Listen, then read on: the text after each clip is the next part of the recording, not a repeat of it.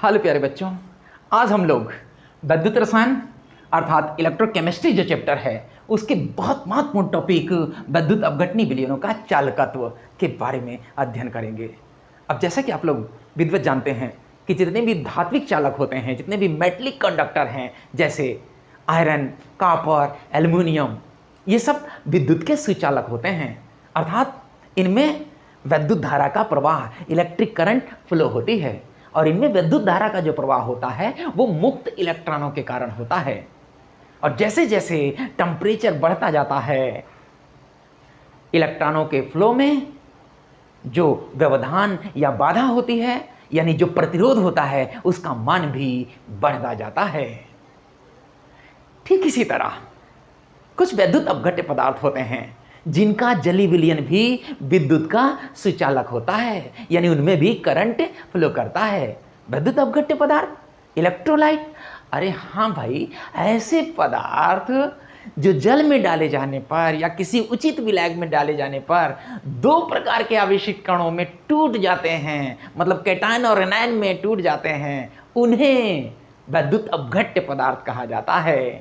तथा इस क्रिया को विद्युत अपघटनी वियोजन कहते हैं और उनके जली विलयनों को विद्युत अपघटनी विलयन कहा जाता है, इलेक्ट्रोलिटिक सॉल्यूशन कहा जाता है।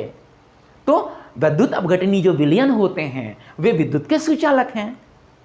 लेकिन थोड़ा सा धात्विक चालकों से अलग मामला है। धात्विक चालकों में जो करंट का फ्लो होता है वो मुक्त इलेक्ट्रॉन के कारण होता है, जबकि विद्युत अपघटनी विलयनों में जो करंट का फ्लो होता है वो आयनों के कारण, यानी धनायन और ऋणायन के कारण होता है, इनके फ्लो के कारण होता है।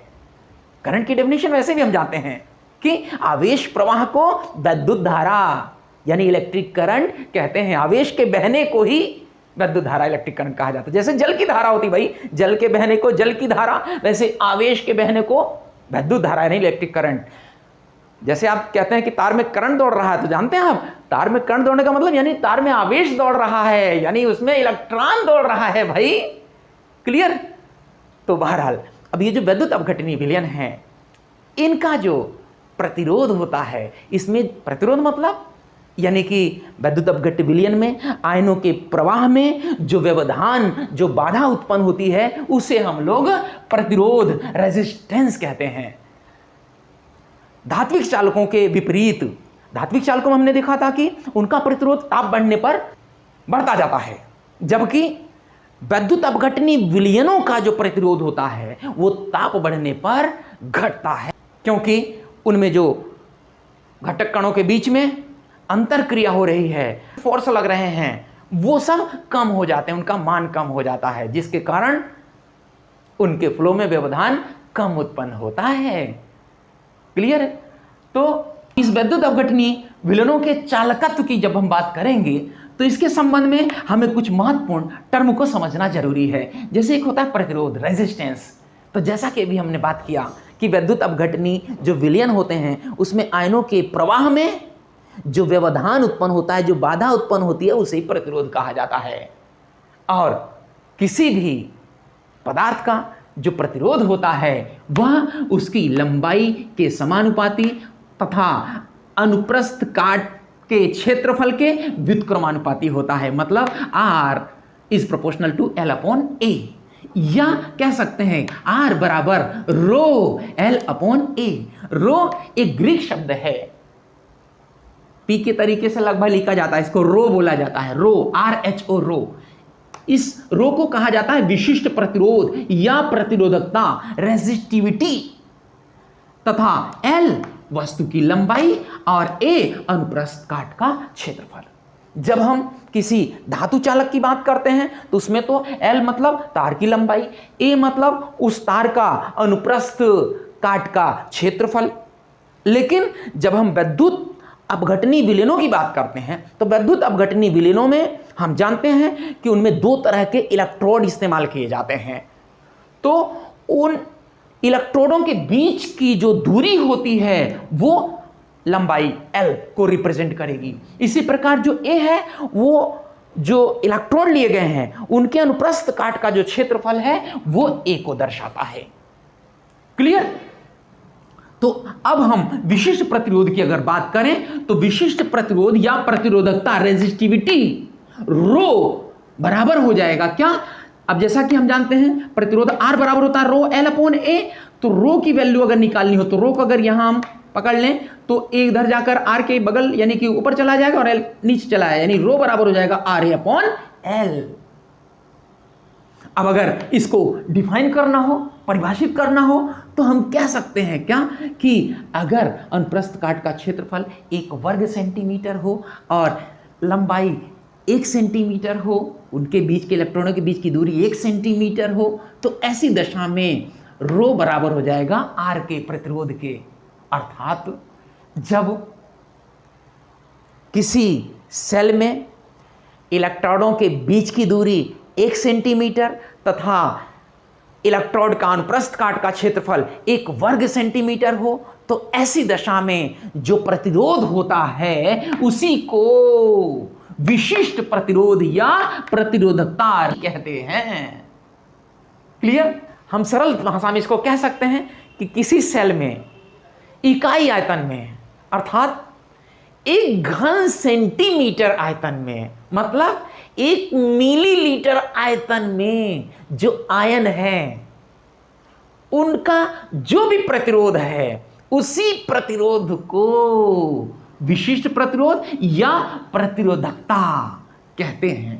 प्रतिरोधकता शब्द ज्यादा प्रचलित है, आईपीएससी ने इसी को रिकमेंड किया है, इसलिए इसकी चर्चा ज्यादा होगी। बाकी विशिष्ट प्रतिरोध भी कहते हैं, ये आप जानते रहेंगे। अब अगर इनके मात्रक की बात की जाए तो R जो प्रतिरोध होता है उसका मात्रक होता है ओम, ओमेगा सिंबल है तो ओम।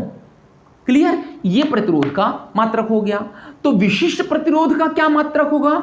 तो विशिष्ट प्रतिरोध या प्रतिरोधकता जिसको हमने कहा ज्यादा कहा जाएगा, तो प्रतिरोधकता यानी रो का मात्रक की अगर हम बात करें तो यहां पर हो जाएगा R का मात्रक हो गया ओम और A का स्क्वायर मीटर या स्क्वायर सेंटीमीटर और L का मीटर या सेंटीमीटर।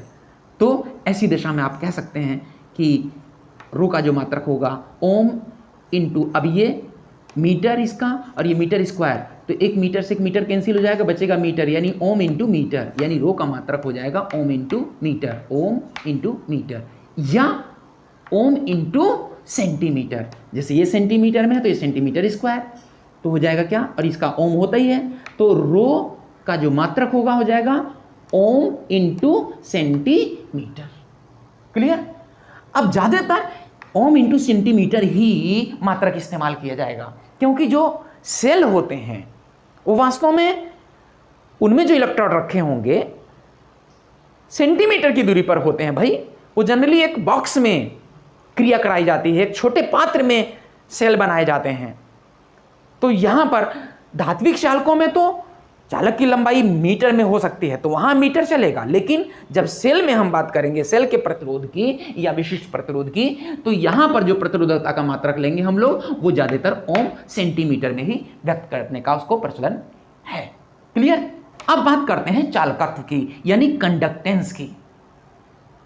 इसको प्रायः G सिंबल से रिप्रेजेंट किया जाता है, कहीं कहीं बुक्स में इसको C से भी रिप्रेजेंट कर दिया जाता है। अब चूंकि C जो सिंबल होता है वो कूलम्ब का भी होता है और कंसंट्रेशन को भी C रिप्रेजेंट करता है, तो इस विरोधाभास से बचने के लिए, इस कंफ्यूजन को दूर करने के लिए चालकत्व का सिंबल G ले लिया जाता है सुविधा के लिए। क्लियर? तो अब ये चालकत्व क्या होता है? तो जो प्रतिरोध है, प्रतिरोध के व्युत्क्रम को, प्रतिरोध का जो व्युत्क्रम अपोजिट है उसका प्रतिलोम है, उसी को चालकत्व यानी कंडक्टेंस कहा जाता है। मतलब यानी चालकत्व कंडक्टेंस G बराबर हो जाएगा 1/R के। प्रतिरोध का उल्टा, अब प्रतिरोध का आप जानते हैं प्रतिरोध बराबर है रो L अपॉन A, तो R की वैल्यू रख दीजिए, रो L अपॉन A रखेंगे तो A ऊपर चला जाएगा, यानी G बराबर हो जाएगा 1/R बराबर हो जाएगा A upon rho into L। ये सूत्र हो गया चालकत्व का। अब अगर इसके मात्रक की बात करें, चालकत्व का जो मात्रक होगा वो प्रतिरोध के मात्रक का अपोजिट यानी कि ओम इनवर्स यानी प्रति ओम, या ओम इनवर्स को हम कह सकते हैं मो, MHO, उल्टा कर दो इसको MHO, मो, ठीक है, या ओमेगा इनवर्स यानी ओम इनवर्स प्रति ओम।